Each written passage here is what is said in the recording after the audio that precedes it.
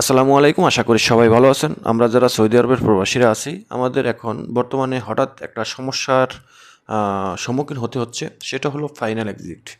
Final এক্সিটের মেয়াদ নিয়ে আমরা অনেক আ ঝামেলার মধ্যে আছি। আমরা অনেকে জানিই না যে আমার ফাইনাল এক্সিট লেগে আছে। ইদানিং হিউজ পরিমাণ প্রবাসীদের ফাইনাল এক্সিট চলে আসছে। ইকামার মেয়াদ আছে, তার মধ্যেই ফাইনাল এক্সিট চলে আসছে। কফিল ইকামা বানাতে পারছে না। ইকামা বানাতে অনেক অসুবিধা হচ্ছে। বড় শরিকার ইফা বন্ধ, ছোটো মুআসাসার ১০০ রিয়াল মুক্ত মামুল ফি বন্ধ, যার কারণে কফিল অনেকেরই জরিমানার সম্মুখীন হতে না চেয়ে তারা কিন্তু কর্মীর অজান্তেই অনেকেরই ফাইনাল এক্সিট দিয়ে দিতেছে। আর এই ফাইনাল এক্সিটের মেয়াদ তারা কেউ পায় ৫ দিন, কেউ পায় ৩ দিন, কেউ পায় ২ দিন, আবার কেউ পায় ০ ডে, অর্থাৎ 0 ডে, একদিনও পায় না। সকালে ফাইনাল এক্সিট লাগিয়ে দিছে, বলছে যে বিকালের মধ্যে সৌদি আরব ত্যাগ করতে হবে। বোঝেন বিষয়টা কীরকম?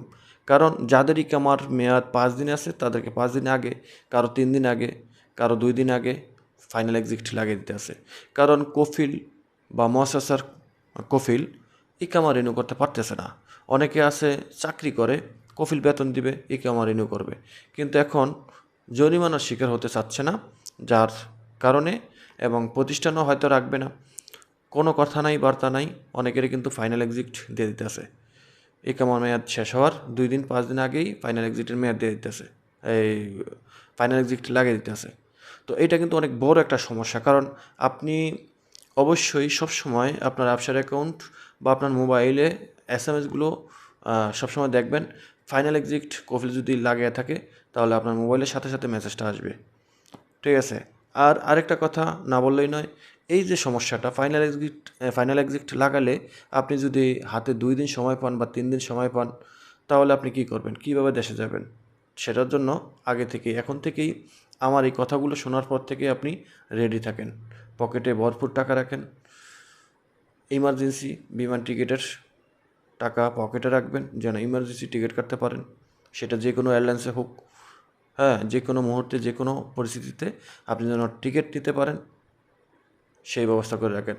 হ্যাঁ, এখন প্রশ্ন থাকতে পারে, তো ভাই আমার যদি ফাইনাল এক্সিটের মেয়াদ যদি 0 ডে থাকে বা ১ দিন বা ২ দিন থাকে, সেই ক্ষেত্রে কী করব?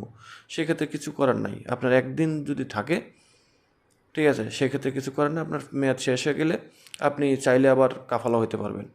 এখন কিন্তু মুআসাসার লোকদেরকে ফাইনাল এক্সিট দেওয়ার পর এটার মেয়াদ শেষ হয়ে গেলে কিন্তু কাফালা হওয়া যায়। হুরুপ থাকলেও কাফালা হওয়া যায়। আপনি চাইলে কাফালা হইতে পারেন। আর যদি আপনি দেশে না যেতে চান তাহলে ফাইনাল এক্সিটের মেয়াদ শেষ হয়ে গেলে আপনি কাফালা হইতে পারেন। আপনি চেষ্টা করতে পারেন। যদি আপনার লাক ফেভার করে তাহলে আপনি কাফালা হতে পারবেন।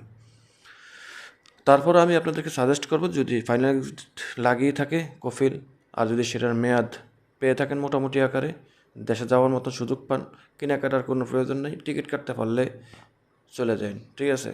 অবৈধ হওয়ার কোনো প্রয়োজন নেই। সবাই ভালো থাকবেন। দেখা হবে অন্য কোনো ভিডিওতে। আল্লাহ হাফেজ।